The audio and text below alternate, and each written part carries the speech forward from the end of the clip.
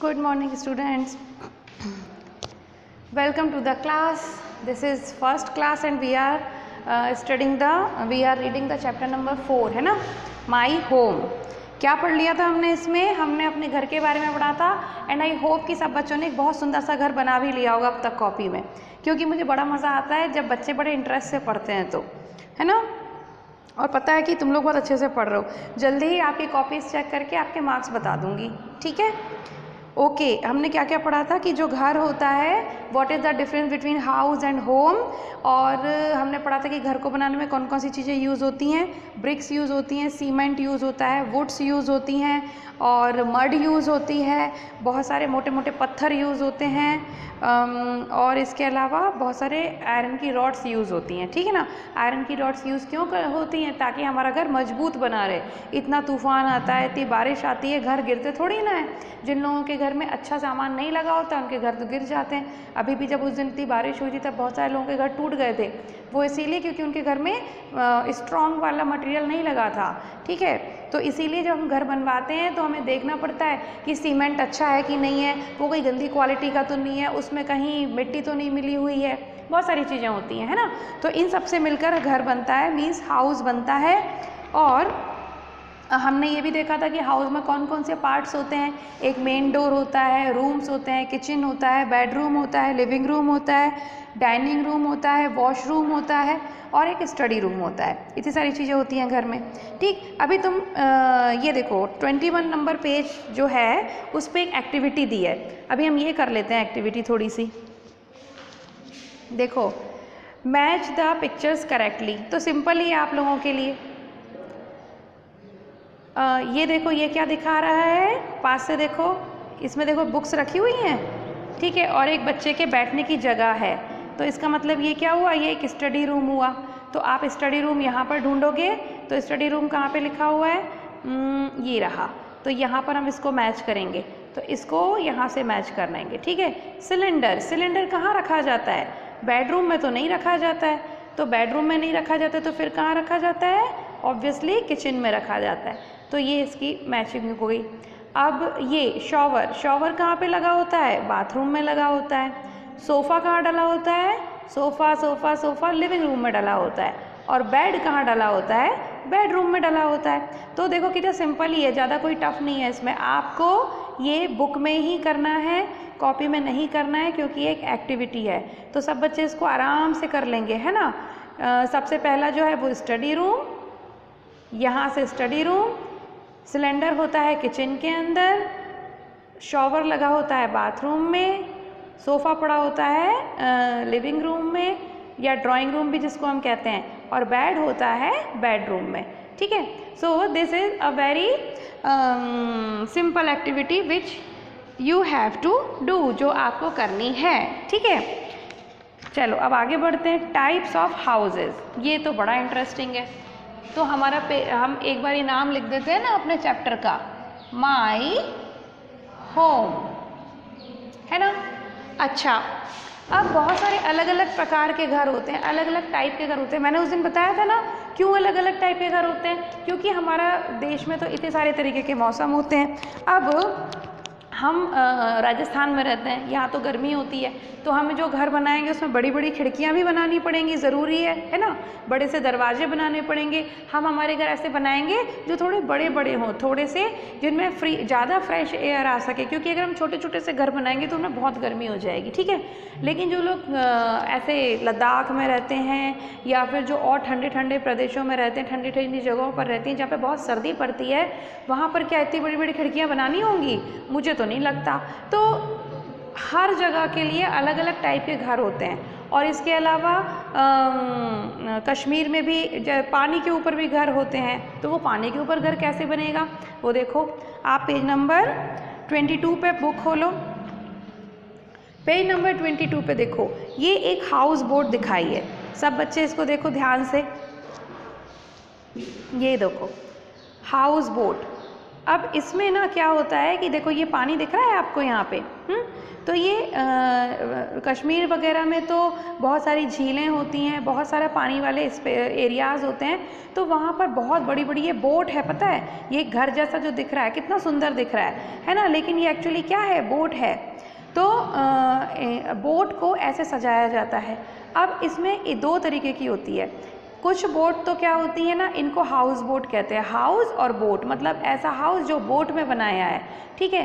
तो बहुत सारे टूरिस्ट जब जाते हैं, जब घूमने फिरने के लिए लोग जाते हैं, तो ऐसे हाउस बोट्स में ठहरते हैं कई बारी, ठीक। और इसके अलावा दो तरीके के, ये भी 2 टाइप्स के होते हैं। कुछ तो जो हाउस बोट्स होती हैं ना, वो किनारे पर लगाई जाती हैं, और कुछ मूव भी की जाती हैं।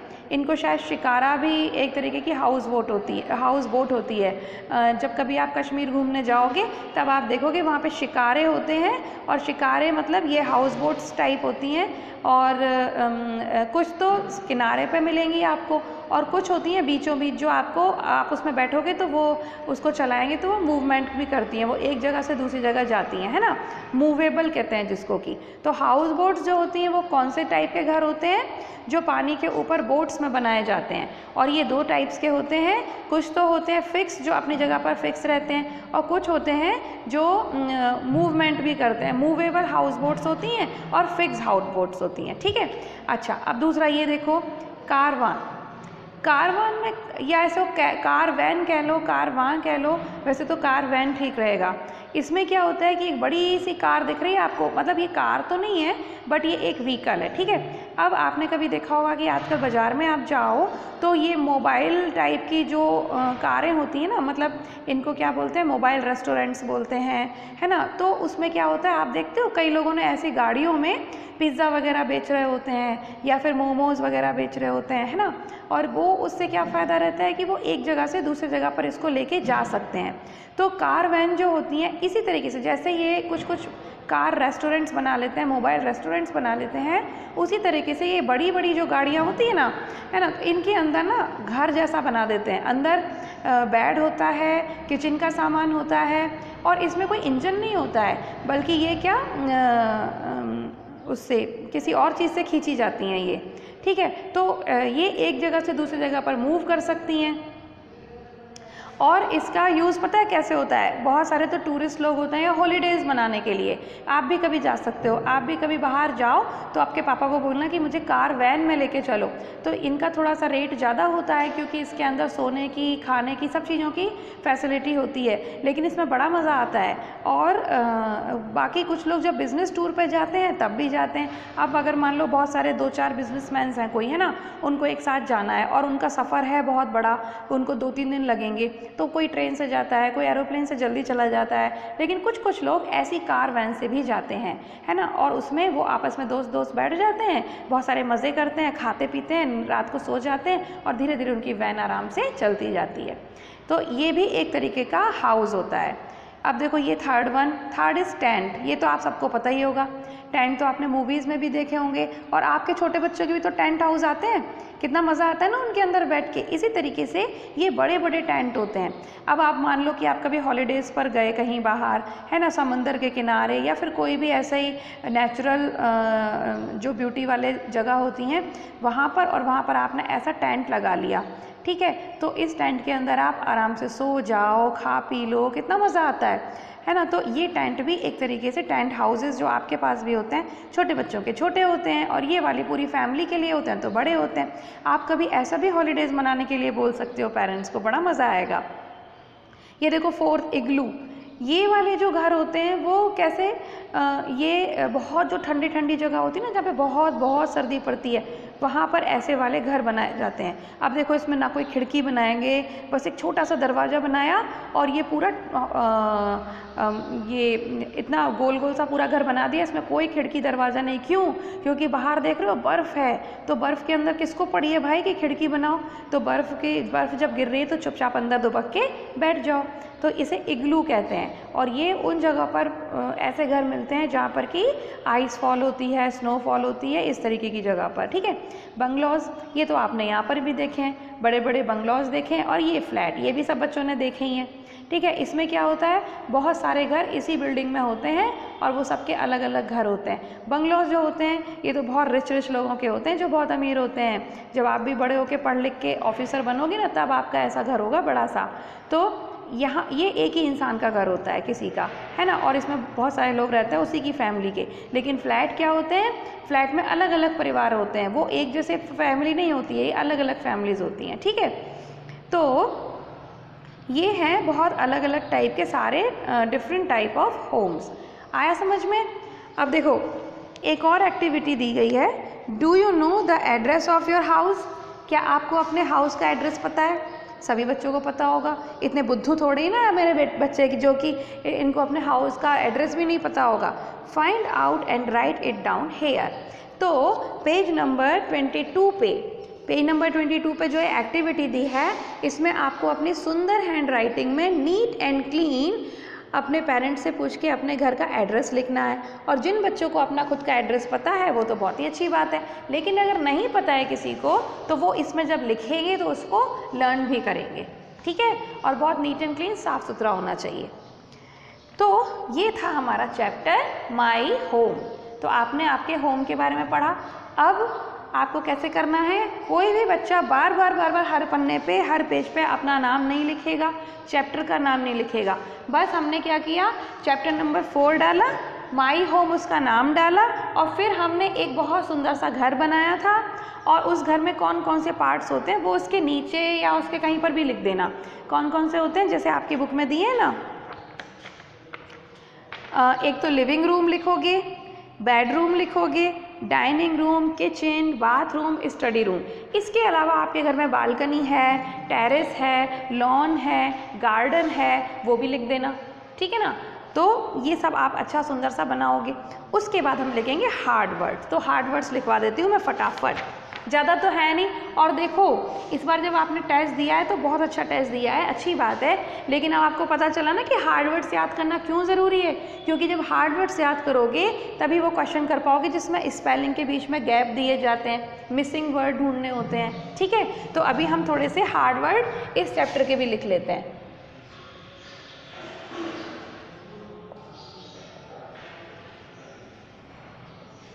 Hard words, first is PROTECT, protect. Second, THE, अच्छा बच्चे ऐसा टी नहीं समझते ना, लो THIEVES, thieves। थीव्स मतलब चोर, और प्रोटेक्ट मतलब किसी चीज़ की सेफ्टी करना। ठीक है। Third is SEPERATE, separate. Separate means होता है अलग अलग। और fourth is ENTERTAINMENT, entertainment. Entertainment होता है किसी को प्लीज़ करना, किसी के साथ चेयर करना। ठीक है, तो ये 4 वर्ड्स ही हैं सिर्फ इस चैप्टर में, बाकी तो सब आप पढ़ ही लोगे, सिंपल ही है।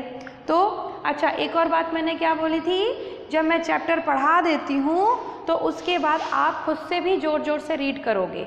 ठीक है ना, क्योंकि आपकी रीडिंग प्रैक्टिस बहुत ज़रूरी है। तो वैसे तो मम्मा या दादा दादी कोई भी आपको रीडिंग कराता ही होगा घर पे, लेकिन फिर भी अगर उनको कभी बिज़ी हो और उनको टाइम नहीं है तो आप खुद भी उसको ज़ोर ज़ोर से पढ़ सकते हो। ठीक है, तो ये फटाफट लिख लो। तो सिर्फ 4 हार्ड वर्ड्स आर देयर, ज़्यादा कुछ करना ही नहीं है अपने को। ठीक, अब हम कल इसकी वर्ड मीनिंग्स भी लिखेंगे, या वर्ड मीनिंग्स अभी लिख दूँ? हार्ड वर्ड्स लिख लिए, अब इन्हीं के वर्ड मीनिंग्स भी लिखवा देती हूँ, तो अपना एक काम और ख़त्म हो जाएगा। और फिर कल हम करेंगे एक्सरसाइज और इस चैप्टर को फिनिश कर लेंगे। वर्ड्स, और यहाँ हम लिखेंगे मीनिंग। प्रोटेक्ट का मतलब क्या होता है? सेव या सेव होता है, सेफ नहीं, सेफ और सेव में भी डिफरेंस होता है। Sorry, SAVE, save. सेव को हिंदी में क्या बोलते हैं? किसी चीज की सुरक्षा करना, ठीक है। थीव्स, थीव्स कौन होते हैं? चोर, और उनको हम क्या बोलते हैं? Robbers, ROBBERS। रॉबर्स मतलब चोर। तो घर हमें चोरों से बचाता है। हम रात को घर के पूरे खिड़की दरवाजे बंद करके सॉरी खिड़की तो नहीं, विंडोज़ तो नहीं, मगर हाँ डोर्स तो बंद करके सोते हैं ताकि कोई भी थीव्स हमारे घर में ना घुस सकें, है ना।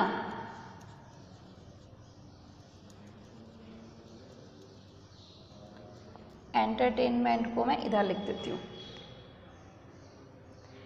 सेपरेट, सेपरेट का मतलब होता है किसी चीज़ को अलग अलग करना। तो हमने पढ़ा था कि घर की जो वॉल्स होती हैं घर के अंदर, वो सारे रूम्स को सेपरेट करती हैं। एक रूम बन गया, फिर दूसरा रूम बन गया, बेडरूम अलग, वॉशरूम अलग, और डाइनिंग रूम अलग, लिविंग रूम अलग, सब कुछ अलग अलग। तो सेपरेट का मतलब क्या होता है? अनकनेक्ट।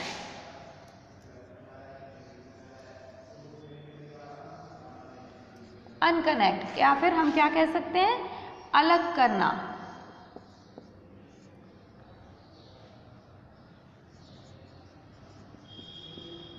अलग अलग होना, ठीक है। और एंटरटेनमेंट का मतलब क्या होता है? जब आपके घर गेस्ट आते हैं तो हम उनके साथ चीयर अप करते हैं, उनको प्लीज़ करते हैं, उनको चीयर करते हैं, उनको ग्रीट करते हैं, उसको कहते हैं। तो चीयर करना कहते हैं इसको। इसको हिंदी में क्या बोलेंगे? किसी से मिलना, ठीक है ना। खुशी खुशी मिलना कह सकते हैं, बाकी इतना ठीक है, कोई नहीं। ये फटाफट लिख लो। Protect means save, save means सुरक्षा करना, और थीव्स, थीव्स मतलब रॉबर्स, चोर, और थर्ड इज सेपरेट, अनकनेक्ट करना, अलग अलग करना, और या अलग अलग होना, और फोर्थ इज एंटरटेनमेंट, एंटरटेनमेंट मतलब चीयर करना, किसी से मिलना अच्छे से। ऐसा नहीं कि अपन ने पढ़ा था ना उसमें, शायद मोरल माइंड में आप ही क्लास में था, किस क्लास में था, उसमें हमने पढ़ा था ना कि हमेशा हमें चीयरफुल रहना चाहिए, हमेशा हमें खुश रहना चाहिए। जो लोग हमेशा गुस्से में रहते हैं, मुंह बना के रहते हैं, उनसे तो कोई बात करता नहीं है ना। तो इसे कहते हैं, जब हमारे घर में कोई गेस्ट आता है तो हम उसके साथ चीयर अप करते हैं, उसके साथ एंटरटेनमेंट करते हैं, उनके साथ अच्छे से खुशी खुशी मिलते हैं, ठीक है। तो these are the word meanings of the chapter, and I think कि इट इज़ ओके, इतना काम आज आप कर ही लोगे, और कल हम इसकी एक्सरसाइजेस करेंगे, कल ये चैप्टर फिनिश कर देंगे, ठीक है। तो कीप स्टडिंग, अभी पढ़ाई करते रहो अच्छे बच्चों की तरह ऐसे ही, और कल मिलते हैं, कल हम इस चैप्टर को फिनिश करते हैं, ठीक है। Bye bye.